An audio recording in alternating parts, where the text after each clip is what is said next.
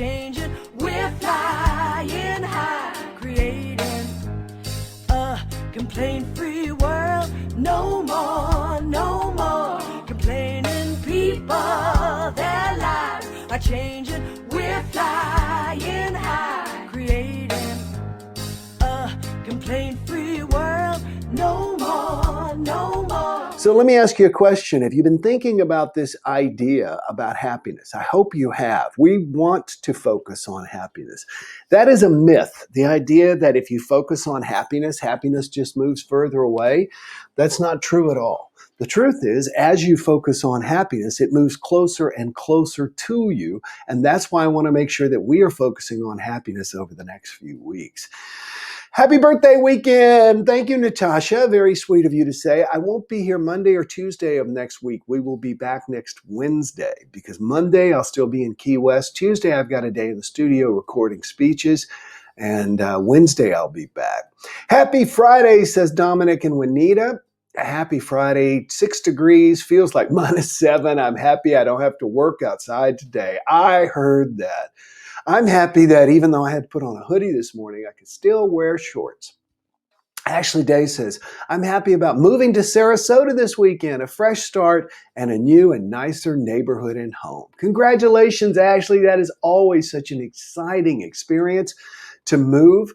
I was born in Manning, South Carolina, actually, and then I moved to Charlotte, North Carolina, Seattle, Washington, back to South Carolina, to North Carolina several times. And then, anyway, now 20 years in Kansas City, now here I am in Key Largo. And so, I love that idea of moving in and meeting new people, finding the grocery store, the chiropractor, etc. Heather Ellis says, good morning. Happy my morning. Detour means that they will finally finish the construction on my way to work. That's got to be a good feeling. I love where I live. And one of the things that they're constantly doing is improving it.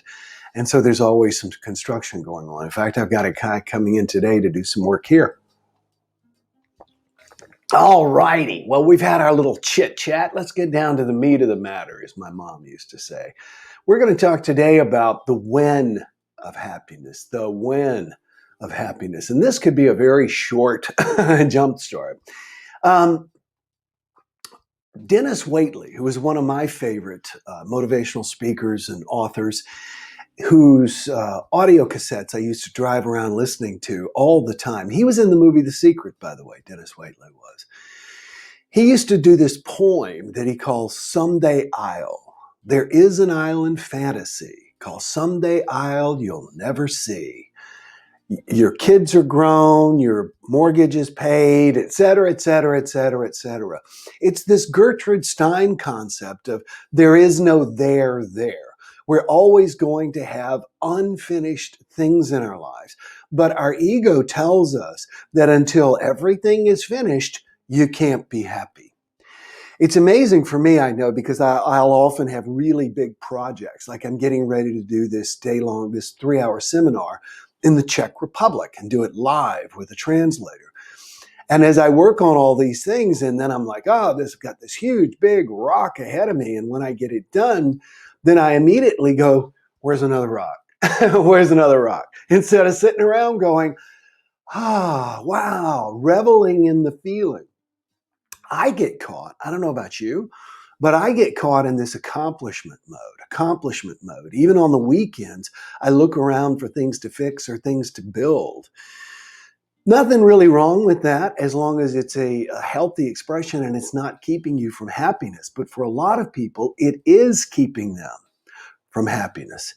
I want to talk with you about how society is pushing away happiness from you. If you struggle to be really happy, and first of all, this is something I should have made very clear very early on. And that is, hey, Greg, good to see you. You're in Colorado today. When it comes to happiness, you already are happy. This is a concept that I really strongly believe in, and that there is no such thing as unhappiness. There's sadness, there's depression, don't get me wrong, But like I'm saying, even in that, there's a little, tiny bit of happiness within your soul. It never goes away. Now, the idea is to move up what I call the happy stat. Ask yourself, I'm a level 5 or a level 6. If you set an intention to move your happiness up, you'll move it away. You'll move it up over time. Now, let me explain to you that society doesn't want you happy. Society promises happiness, but society does not deliver happiness. Because our job in an economy such as ours is to produce and consume. That's it. The government wants you healthy and happy so that you can produce and consume. That's it. Produce and consume. That's what we are here for. So society wants us to produce and consume. How does society get us to produce or consume? Well, back in 1927, something was invented that has truly changed our lives. It didn't become popular until the 1950s or 1960s, but in 1927, television was born. Now, prior to that, ads were they were not interruptive ads. Newspapers had interruptive ads. In other words, as you're reading a story, there will be an ad there next to it. But literally to interrupt you, to put something in front of you, that is what television did for the first time. For 9 seconds, it showed a map of the United States with a bull of a watch in the middle, and it said, America runs on bull of a watch time. It interrupted a ball game that people were watching for 9 seconds, and for the first time, it got people, instead of thinking about what they needed, ads in the past were about what you need, it planted a want. And that's what Facebook, everybody else does. They plant wants in our minds. They sow this covetous desire. This, if I've got, this car, I need this car plus. I remember one time I was at a conference and I met a guy who had set a goal for years to get a particular type of Mercedes. And then he found out, this was years ago, that the new Mercedes that was coming out had heated backup mirrors, so you didn't get any frost on your mirrors. All of a sudden, he didn't like this car anymore that he had. That is exactly what society does. It is to keep us wanting more so that we produce and consume. And yet happiness comes in feeling like you have enough. Wow. That's a big awareness. You realize I'm going around this concept about money doesn't buy happiness. And that's exactly what I'm saying here, is that money does not buy happiness. Money does not buy happiness, but we are always taught to believe that it does.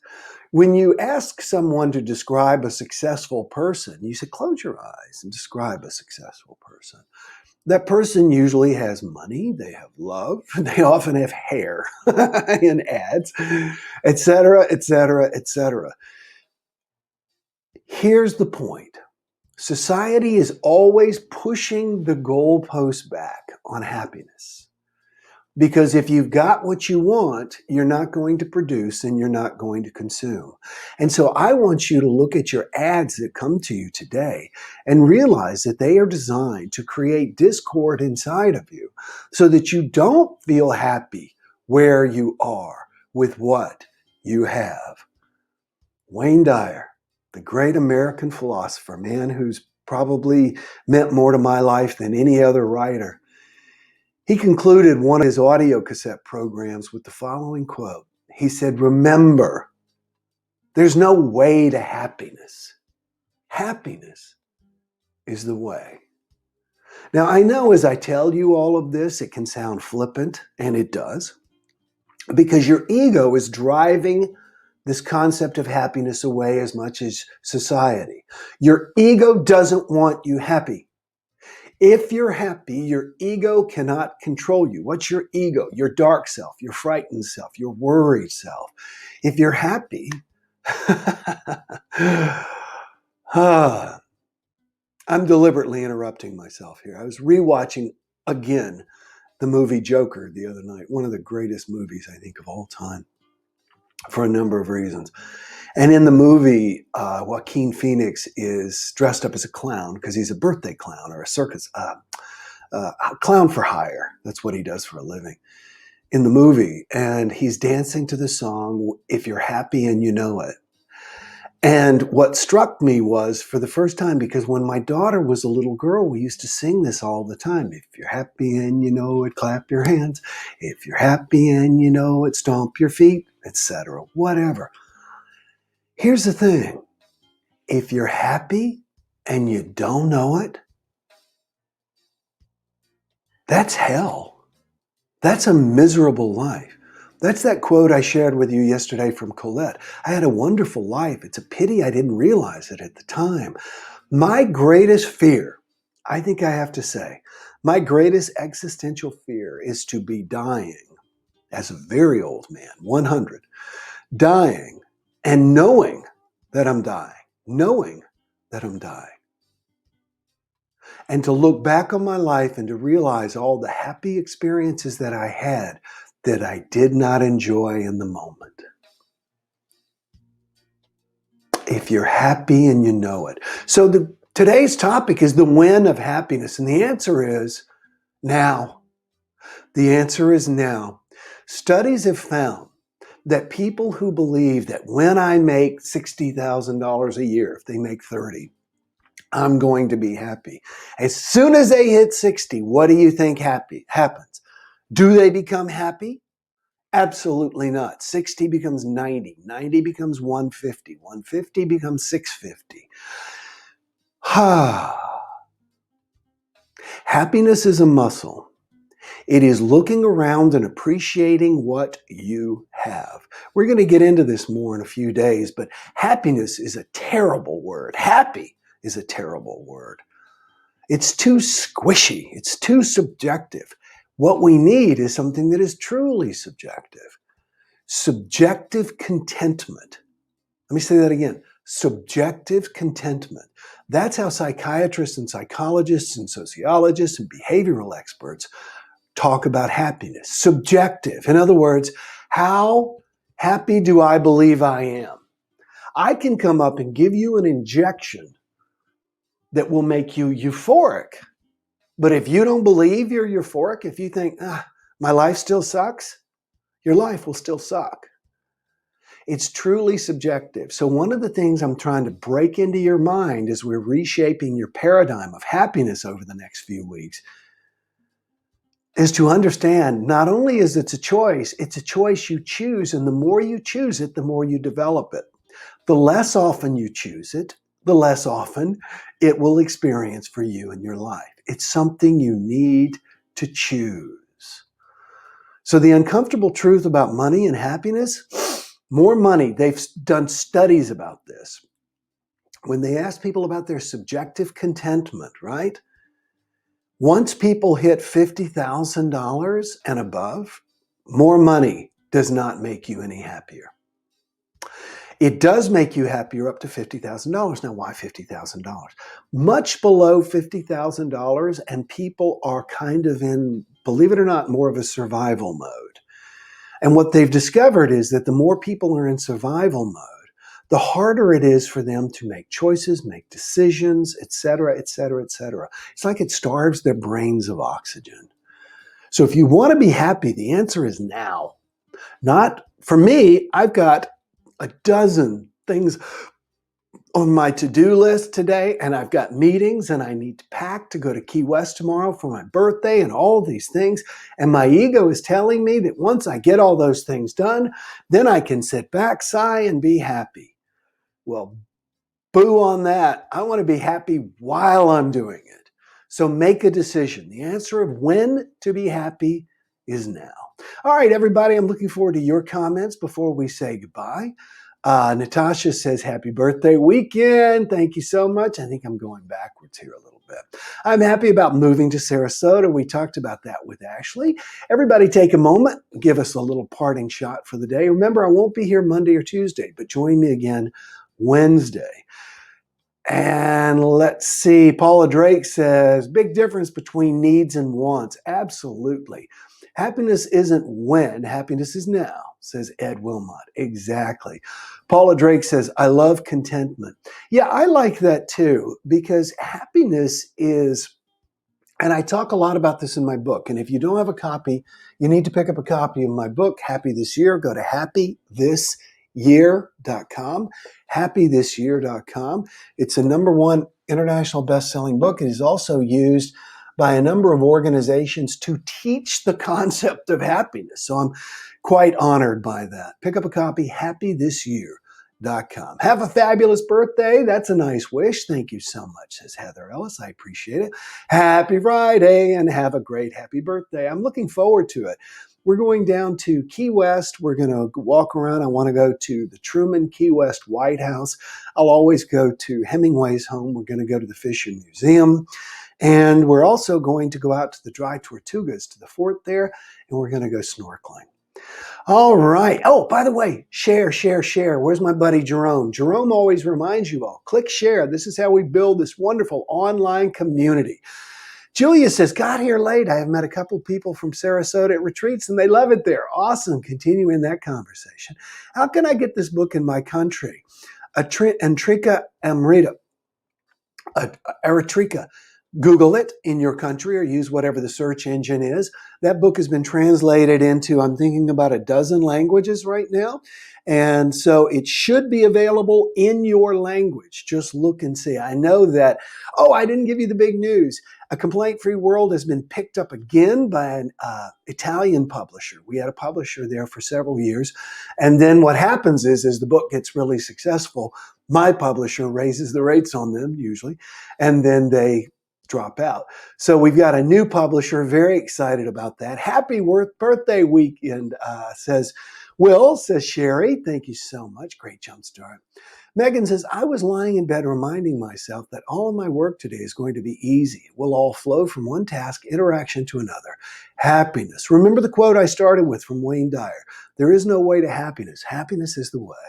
Thanks a lot, Brown. Happy birthday. Eritrea, I think, means Bowen. That's cool. Good to know. All right, everybody. Listen, thank you so much for joining me today. Remember, I will be on my birthday weekend still. Monday, won't be here. Tuesday, I'll be in the studio shooting. I might surprise you and show up. But you can count on me being with you again Wednesday of next week. And I look forward to being with you. And thank you so much for blessing my day. It means so much to me when you click share and say shared. You need to put a comment that says shared. That lets me know that you shared. Thank you so much for sharing your time, your energy, and your Facebook shares with me today. And I'll see you again soon. Enjoy today. Bye-bye. No more complaining people. Their lives are changing. We're flying high, creating a complaint-free world. No more complaining people. Their lives are changing. We're flying.